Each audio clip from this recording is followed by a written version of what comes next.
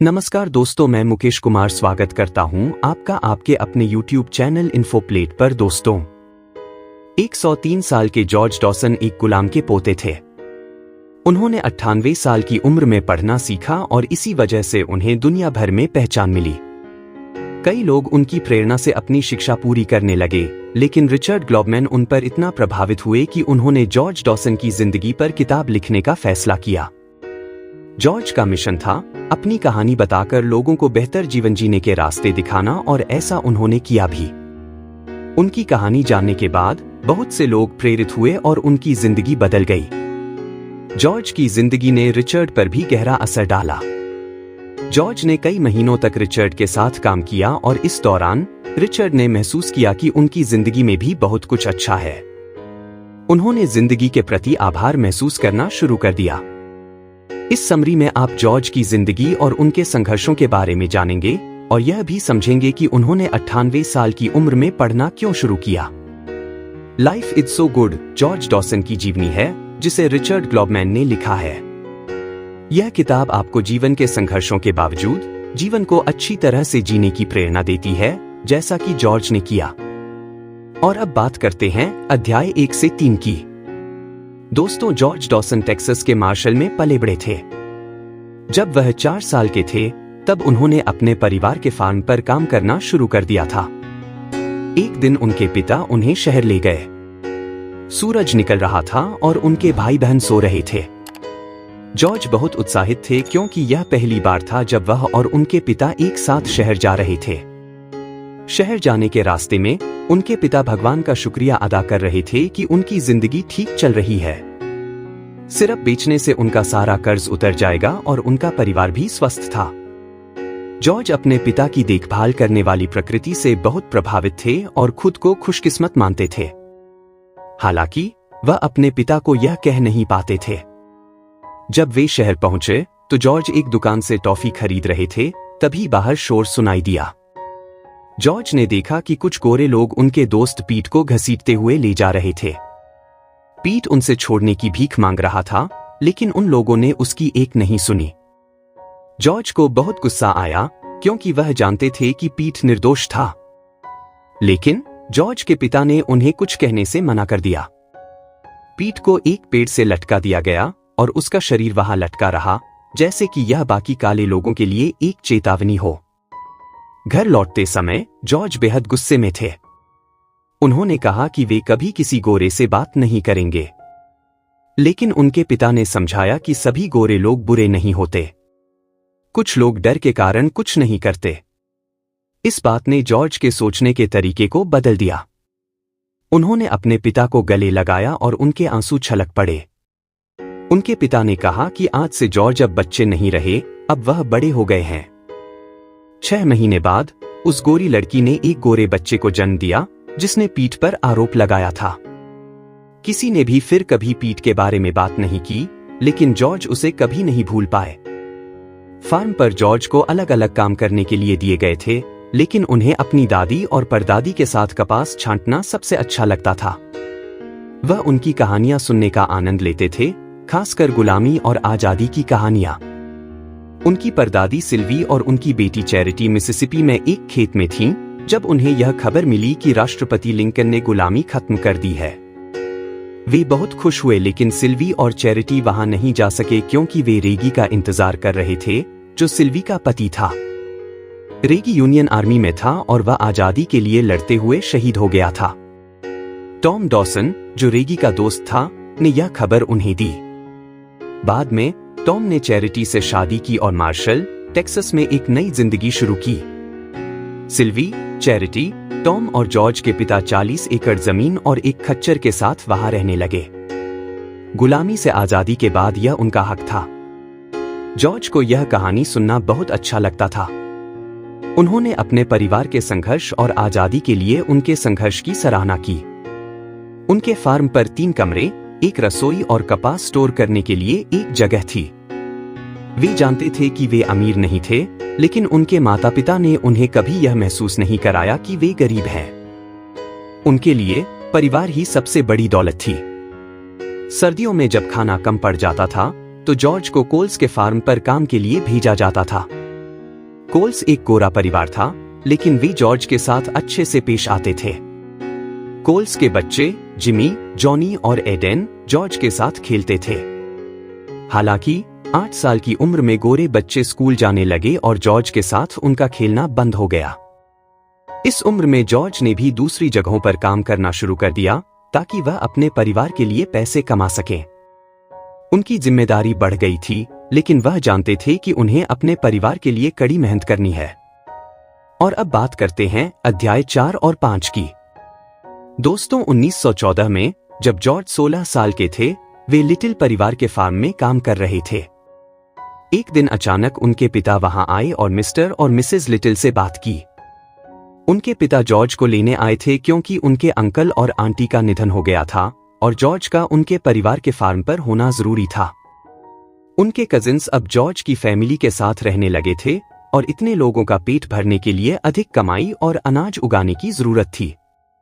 George को शहर में लकड़ी काटने की मिल में दूसरी नौकरी मिल गई थी। वहां ज्यादा पैसा नहीं मिलता था, लेकिन बिना काम किए रहने से यह बेहतर था। उनके पिता जॉर्ज की कमाई का हिसाब रखते थे, उनकी सैलरी का एक हिस्सा बचाते और बाकी परिवार के लिए खर्च करते थे। जॉर्ज अपने कजिन्स को सगे भाई बहनों की तरह मानते थे और उनका भी भविष्य सुरक्षित करने की सोचते थे। वे पढ़ना लिखना तो सीखना चाहते थे, लेकिन 16 साल की उम्र तक उन्हें लगा कि काम करना बेहतर है ताकि वह परिवार की मदद कर सके। फ्री टाइम में जॉर्ज अपनी बिरादरी के लोगों के साथ बेसबॉल खेलते थे। कई बार वे दूसरी टीमों के साथ कंपटीशन में हिस्सा लेते थे। खासकर गोरे लोगों की टीम के साथ खेलना काफी चुनौतीपूर्ण था, क्योंकि उनके समर्थक अक्सर उन पर अंडे फेंकते थे या उन्हें बुरा भला कहते थे। लेकिन इससे जॉर्ज और उनकी टीम के खिलाड़ियों के हौसले बुलंद हो जाते थे। जब उनकी टीम गोरे लोगों की टीम को हराती थी, तब भीड़ गुस्सा हो जाती थी, लेकिन जॉर्ज और उनकी टीम को इससे कोई फर्क नहीं पड़ता था क्योंकि वे जानते थे कि वे जीत के हकदार थे। जॉर्ज की टीम को एक शहर से दूसरे शहर जाकर खेलने में कई मुश्किलों का सामना करना पड़ता था। उन्हें अक्सर बाथरूम ढूंढने में परेशानी होती थी, क्योंकि ज्यादातर जगहों पर काले लोगों के लिए बाथरूम नहीं होते थे। कई बार उन्हें घंटों भूखा रहना पड़ता था, क्योंकि कई होटल काले लोगों को खाना नहीं देते थे। हालांकि कुछ होटल उन्हें पीछे के दरवाजे से सैंडविच बेच देते थे। जॉर्ज और उनकी टीम के पास कोई और विकल्प नहीं था। जब जॉर्ज बेसबॉल नहीं खेल रहे होते थे, तब वह लकड़ी की मिल में काम करते थे। 19 साल की उम्र तक वह वहां काम करते रहे। 1917 में जब फर्स्ट वर्ल्ड वॉर की शुरुआत हुई, तब कई लोगों को सेना में भर्ती किया जा रहा था। जॉर्ज को भी उम्मीद थी कि उन्हें भी मौका मिलेगा, क्योंकि मिल के ज्यादातर वर्कर सेना में जा रहे थे। लेकिन मिल के मालिक ने जॉर्ज को जाने नहीं दिया और उनकी उम्र फाइल में बदल दी ताकि वह आर्मी ज्वाइन न कर सके। जॉर्ज ने अगले 2 साल तक मिल में काम किया। जब वह 21 साल के हुए, तो उनके पिता ने कहा कि अब वह बड़े हो गए हैं और उन्हें खुद पर ध्यान देना चाहिए। उनके पिता ने हमेशा उनकी सैलरी का हिसाब रखा था, लेकिन अब उन्होंने यह जिम्मेदारी जॉर्ज को सौंप दी और कहा कि अब जॉर्ज को अपनी जिंदगी पर फोकस करना चाहिए। जॉर्ज ने सबसे पहले दूसरी जगहों को देखने का सोचा। यह आइडिया उन्हें अपने मिल के एक साथी से मिला था, जो युद्ध में शामिल होकर वापस लौटा था। उसने बताया था कि टेक्सास के बाहर ऐसी जगहें हैं जहां लोगों के साथ रंग के आधार पर भेदभाव नहीं होता। यह सुनकर जॉर्ज ने भी दुनिया देखने का फैसला किया और यहीं से उनके सफर की शुरुआत हुई। और अब बात करते हैं अध्याय 6 से 8 की। दोस्तों, जॉर्ज ने 2 साल टेनेसी में बिताए, लेकिन उनका अधिकांश पैसा खाने और ट्रेन के टिकट पर खर्च हो जाता था। एक दिन जब उन्होंने मिसिसिपी नदी के किनारे दीवार बनाने की नौकरी देखी, तो वे तुरंत उसमें शामिल हो गए। अगर उनके पास खच्चर होता तो उनकी सैलरी अधिक होती, लेकिन वह एक मुसाफिर थे, इसलिए उनके पास खच्चर नहीं था। वहां के मैनेजर ने जॉर्ज को काम के लिए एक खच्चर दिया, लेकिन फिर भी उनकी सैलरी ज्यादा नहीं थी। फिर भी यह जॉर्ज के लिए काफी था, क्योंकि उन्हें वहां फ्री खाना और आराम करने के लिए एक केबिन मिल जाता था। वहां जॉर्ज की मुलाकात कई काले लोगों से हुई जो दूर दूर से आए थे। हालांकि वे जॉर्ज से अलग थे, क्योंकि वे अपने परिवार का पेट भरने के लिए काम की तलाश में थे, जबकि जॉर्ज एक मुसाफिर थे जो नई जगहों का अनुभव लेने निकले थे। 1923 में जब जॉर्ज मार्शल वापस लौटे, तो उन्होंने पाया कि वहां के हालात पहले जैसे ही थे। वे अपने भाई बहनों के लिए कैंडी लाए थे जो उन्हें बहुत पसंद आई। अपनी मां के लिए वे एक ड्रेस भी लाए थे जिसे लेने में उनकी मां झिझक रही थीं, क्योंकि वे नहीं चाहती थीं कि जॉर्ज अपना पैसा ऐसी चीजों पर खर्च करे। लेकिन जब जॉर्ज ने कहा कि यह एक तोहफा है तो उनकी मां मुस्कुराते हुए ड्रेस ले ली। इसके बाद जॉर्ज अपने खेत पर गए और वहां हाथ बंटाने लगे। जब वे रुई बेचने के लिए शहर गए तो उन्होंने पहली बार एक कार को करीब से देखा। कार का सेल्समैन दुकान के मालिक को कार बेचने के लिए आया था, लेकिन मालिक वहां नहीं थे। सेल्समैन ने जॉर्ज से मदद मांगी और जब जॉर्ज ने उसकी मदद की तो सेल्समैन ने जॉर्ज से कार चलाने की इच्छा के बारे में पूछा। पहले तो जॉर्ज हिचकिचाए, लेकिन फिर उन्होंने कोशिश की। यह पहली बार था जब उन्होंने कार चलाई और वह अपने इलाके के पहले व्यक्ति बने जिन्होंने कार चलाई थी। इस अनुभव को जॉर्ज ने अपने परिवार के साथ साझा किया, जिससे सभी हैरान थे, खासकर उनके पिता। उनकी मां ने कहा कि उन्होंने जॉर्ज में कुछ अलग देखा है और महसूस किया कि वह ज्यादा समय तक घर पर नहीं रुकेंगे। उन्होंने जॉर्ज से कहा कि उन्हें अलग अलग जगहें एक्सप्लोर करनी चाहिए और जॉर्ज ने इस पर सहमति जताई। उनकी मां ने यह भी कहा कि जब भी उनका मन हो वे घर वापस आ सकते हैं। इसके बाद जॉर्ज ने ह्यूस्टन और ब्राउन्सविले, टेक्सास का दौरा किया। आखिर में वे मेक्सिको के एक छोटे से गांव में पहुंचे। वहां उन्हें पानी पीने के लिए एक कप की जरूरत पड़ी, जिसे एक गोरे व्यक्ति, जिसका नाम भी जॉर्ज, स्पेनिश में जॉर्ज था, ने उन्हें ऑफर किया। यह देखकर जॉर्ज को बहुत आश्चर्य हुआ, क्योंकि टेक्सास में गोरे लोग कभी उनके साथ कुछ साझा नहीं करते थे। इसके बाद जॉर्ज को एक रेस्टोरेंट में ले गया जहां दोनों ने साथ खाना खाया। जॉर्ज को विश्वास नहीं हो रहा था कि वे एक गोरे व्यक्ति के साथ खाना खा रहे थे। जॉर्ज ने जॉर्ज को बताया कि उनके गांव के पास एक कॉफी बागान था जहां उन्हें काम मिल सकता था। जॉर्ज ने मेक्सिको में रहने का विचार किया, लेकिन अंततः टेक्सास को ही अपना घर मानते हुए वापस लौटने का निर्णय लिया। टेक्सास लौटकर जॉर्ज ने अपने फार्म में मदद की, हालांकि उनके माता पिता ने उनसे मदद नहीं मांगी थी। धीरे धीरे जॉर्ज को एहसास हुआ कि वे अभी भी टेक्सास में रहने के लिए तैयार नहीं थे, इसलिए वे एक और यात्रा के लिए निकल पड़े। क्लीवलैंड जाने वाली ट्रेन में जॉर्ज की मुलाकात एक व्यक्ति आर्टिस्ट से हुई। उन्होंने सेंट लुइस में एक साथ समय बिताया, लेकिन जब जॉर्ज के पास पैसे खत्म हो गए तो उन्होंने सेंट लुइस में काम ढूंढने का फैसला किया। वहां उन्होंने लकड़ी के बक्से उठाने का काम किया और कुछ दिनों तक वहां रहे ताकि क्लीवलैंड की यात्रा के लिए पैसे इकट्ठा कर सकें। और अब बात करते हैं अध्याय 9 से 11 की। दोस्तों, जॉर्ज की क्लीवलैंड यात्रा उनके प्लान के अनुसार नहीं हुई। उन्हें यह पता चला कि उनके पास जो टिकट था वह मार्शल वापस जाने का था। इसलिए उन्होंने कनाडा जाने का फैसला किया, क्योंकि वह बर्फ देखना चाहते थे। कनाडा में जॉर्ज ने सडबरी और कैलगरी में कुछ समय बिताया। फिर वह बैंफ पहुंचे। एक कैफे में उनकी मुलाकात कुछ लोगों से हुई जिन्होंने उनसे पूछा कि वह कहां से आए हैं। जॉर्ज ने जवाब दिया कि वह टेक्सास से हैं और कनाडा में बर्फ देखने के लिए आए हैं। यह सुनकर वे लोग उनकी मदद करने को तैयार हो गए। खाना खाने के बाद जॉर्ज उनके ट्रक में बैठ गए और वे जंगल के किनारे रुके।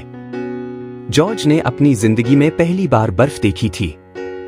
वह बर्फ में दौड़ने और कूदने लगे। थोड़ी देर बाद उनके हाथ और पैर में दर्द होने लगा और उन्हें बहुत ठंड महसूस हुई।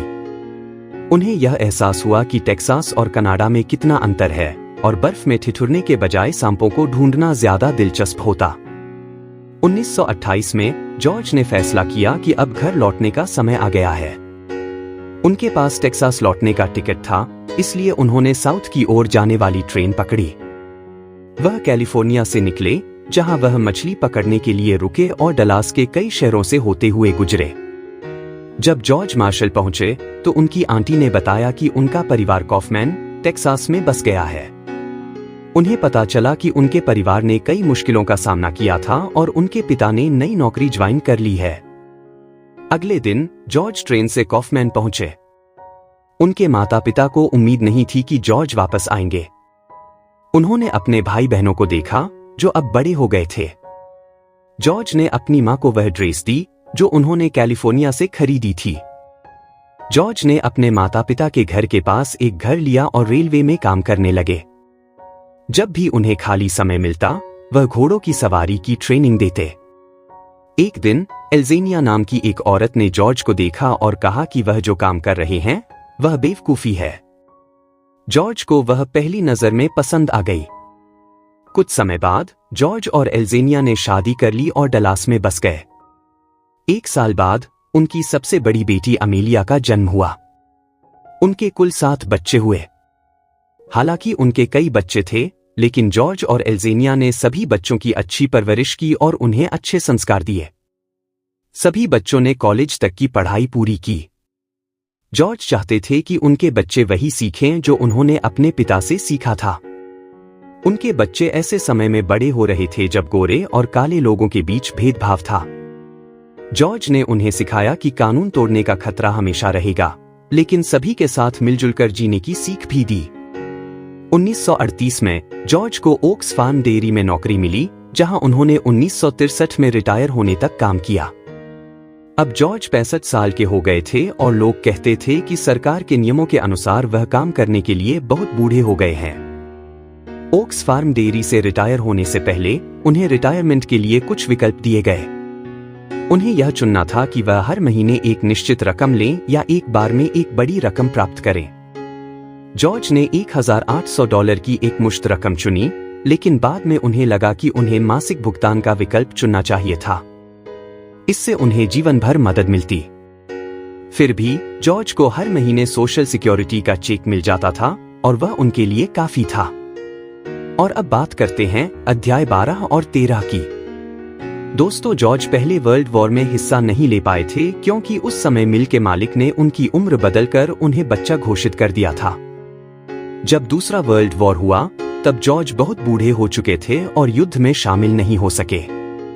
इस युद्ध के दौरान अमेरिका में कई नौकरियों के लिए लोगों की जरूरत पड़ने लगी क्योंकि अधिकतर लोगों को आर्मी में भर्ती कर लिया गया था।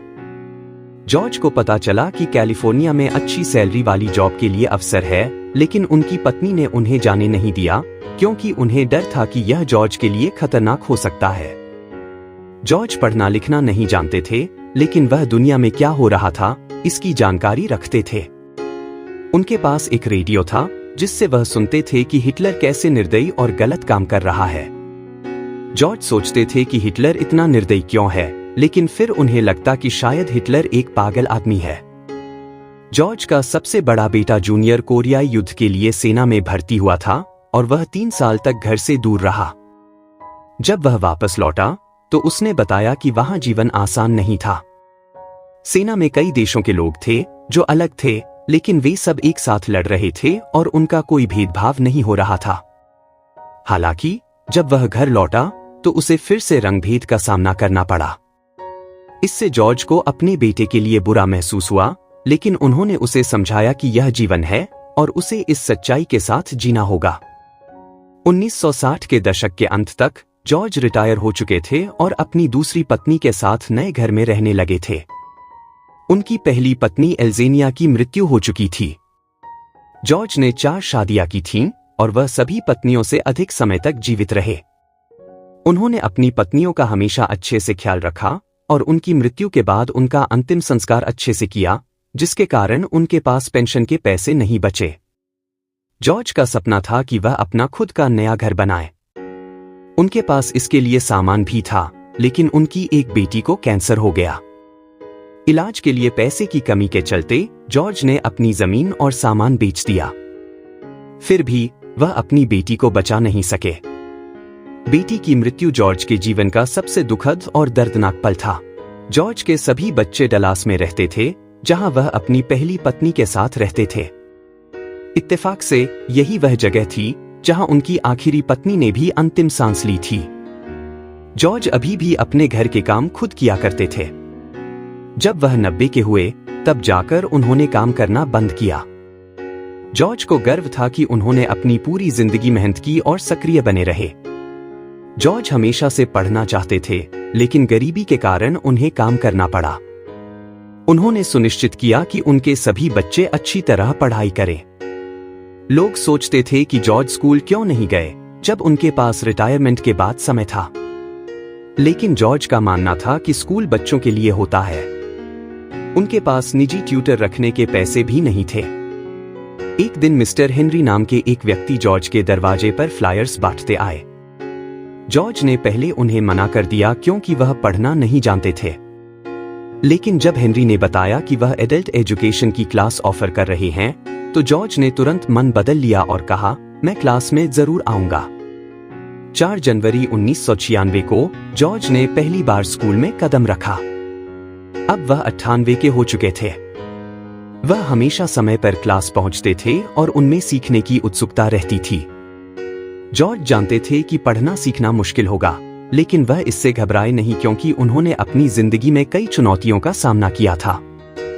जब से जॉर्ज स्कूल जाने लगे थे, स्कूल में बहुत बदलाव आ गया था।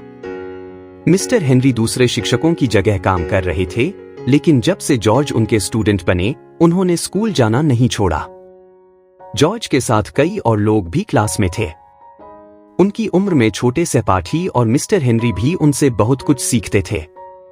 जब जॉर्ज के बच्चे छोटे थे, तब वह ध्यान रखते थे कि उनके बच्चे स्कूल में अच्छे से पढ़ाई करें।